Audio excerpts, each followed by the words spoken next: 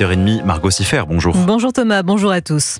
L'Aude rétrogradée en vigilance jaune au feu de forêt, mais l'incendie dans le massif des Corbières continue de progresser avec 16 000 hectares de végétation partis en fumée. Un drame qui s'explique en partie, d'après François Bayrou, par le réchauffement climatique et la sécheresse qui accélère la propagation d'incendies. Un constat partagé par Alexandre Joussard, colonel et porte-parole de la sécurité civile, ce matin au micro d'Europe 1. Ça peut s'expliquer par plusieurs données. Les premières données, c'est l'hygrométrie, la sécheresse qui était très importante. La deuxième, c'est aussi le vent qui soufflait sur cette zone. Et puis, il y a la végétation. Malheureusement, il y a de nombreux végétaux morts qui étaient présents sur cette situation. Et donc, du coup, ça accélère le feu. Est-ce que cet été 2025 est particulièrement marqué par les incendies en France ? Jusqu'à ce feu, il était sur ce qu'on appelle le haut du spectre, c'est-à-dire avec des données élevées, mais sans être exceptionnel sur la superficie brûlée.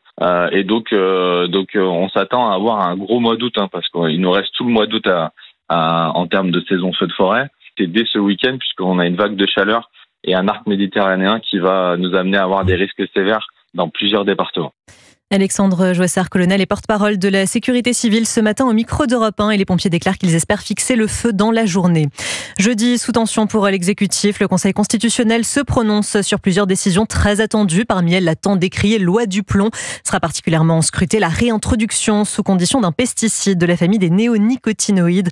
Les sages se prononceront aussi sur la réforme du scrutin municipal à Paris, Lyon et Marseille, ou encore sur l'allongement de la rétention administrative pour les étrangers. Les pharmaciens en colère, ils appellent à une fermeture nationale des officines le 18 septembre, un mouvement qui pourrait être reconduit tous les samedis à compter du 27 septembre. Dans leur viseur, la réduction des marges commerciales que les laboratoires peuvent proposer aux pharmacies sur les médicaments génériques. Près de 200 migrants, de jeunes enfants, des femmes et quelques hommes ont passé une seconde nuit devant l'hôtel de ville de Paris. Ils réclament davantage de places d'hébergement d'urgence. La ville de Paris assure continuer d'ouvrir été comme hiver des centres pour mettre à l'abri des familles. Pas un jour sans un tir, un règlement de compte ou une sirène en fond sonore à Vénissieux, dans la banlieue de sud de Lyon. 4 fusillades en un peu plus d'une semaine, toujours sur fond de trafic de drogue. Dernière en date lundi soir, où une balle perdue a même traversé l'appartement d'une famille. La peur s'est installée dans le quartier. Noémie Loisel. La balle a traversé le salon, manquant de peu des enfants attablés quelques minutes plus tôt. Une fusillade qui a semé la terreur, raconte un témoin. Sa voix a été modifiée pour des raisons de sécurité. J'étais dans la chambre, j'ai compris que c'était des tirs. Je l'ai dans la tête, ce boulot. Le moindre bruit, je sursaute. Ça fait une semaine que je dors pas. On a peur de sortir, de se prendre une balle. On veut pas mourir en fait. On sait jamais, une balle ça va très vite. Au pied des immeubles, de part et d'autre du boulevard, les guetteurs veillent à la moindre allée et venue.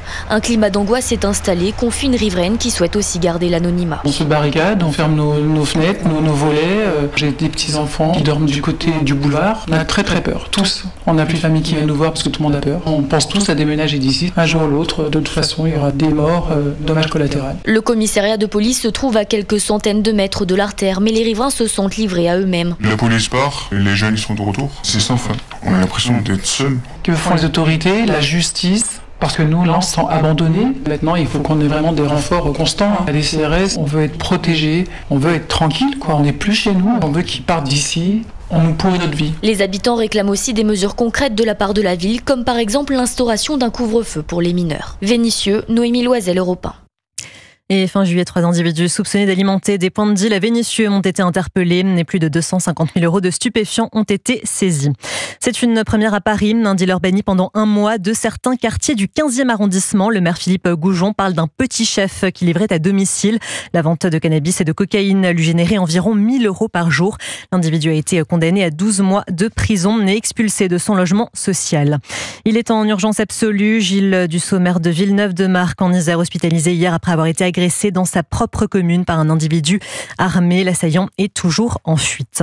Il est 8h35, vous écoutez Europe 1 matin.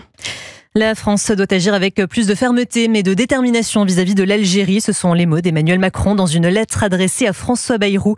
Il réclame des décisions supplémentaires comme la suspension formelle de l'exemption de visa pour les passeports officiels et diplomatiques. Jour J pour les droits de douane américains qui entrent en vigueur pour des dizaines d'économies dont l'Union européenne touchée à hauteur de 15%. Donald Trump se félicite, je le cite, que des milliards de dollars affluent aux États-Unis.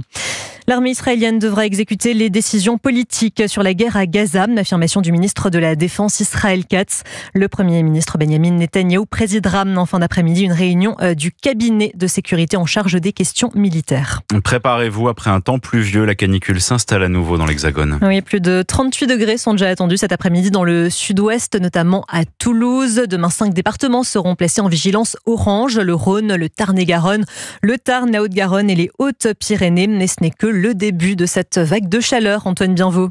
Oui, si le thermomètre va déjà bien grimper, aujourd'hui, c'est ce week-end que les températures les plus élevées devraient être atteintes. Dimanche sera la journée la plus chaude de la semaine avec par exemple plus de 40 degrés à Toulouse, 37 à Bordeaux ou encore 33 à Rennes. Des températures particulièrement élevées, même pour un mois d'août, comme l'explique le météorologue Patrick Marlière. On sera bien largement au-dessus de ces normales de saison. Sur la moitié sud, on est plutôt entre 28 et 30 degrés dans les normales du mois d'août. Là, on va être à plus de 37, voire très localement dépasser les 38 à 40 degrés. Et ça va durer une très grande partie de la semaine prochaine, voire même au-delà. Seule la pointe bretonne et les régions du bord de la Manche devraient échapper à ces fortes chaleurs venues d'Espagne et du Portugal. À l'inverse, c'est dans le sud-ouest que le mercure devrait le plus grimper. Vigilance donc, notamment pour les feux de forêt, car de fortes rafales de vent sont aussi attendues dans le sud de la France à partir de dimanche. Si l'on ajoute un faible taux d'humidité, comme c'est le cas actuellement, toutes les conditions sont donc malheureusement réunies pour faciliter les départs d'incendie. Antoine Bienvaux pour Europe 1, et on apprend que juillet 2025 se classe au 3e rang des mois de juillet les plus chauds jamais mesurés sur Terre. C'est ce qu'annonce ce matin l'observatoire européen Copernicus. Il a été en moyenne 1,25 degré plus chaud qu'un mois de juillet de l'ère pré-industrielle. Et à noter que 5 départements, je le disais tout à l'heure, sont placés demain en vigilance orange canicule. Merci d'avoir choisi Europe 1. Il est 8h37. Du foot avec les Niçois impuissants hier soir face au Portugal. L'OGC Nice s'est incliné 0-2 face au Benfica. C'était au 3e tour préliminaire aller de la Ligue des Champions. Il faudra un miracle pour accéder au tour suivant. Et puis le Français Paul Lapera, leader du Tour de Pologne, a lourdement chuté à moins de 20 km de l'arrivée de la 3e étape de ce tour. Un accident qui a impliqué plusieurs coureurs, dont le champion de Pologne, Rafał Majka. Touché au thorax, le tricolore a quand même repris la course qui a été neutralisée une dizaine de minutes. Merci Margot Siffer, il est 8h38 sur Europe 1. L'heure de jeter un œil à la météo des plages, Marion.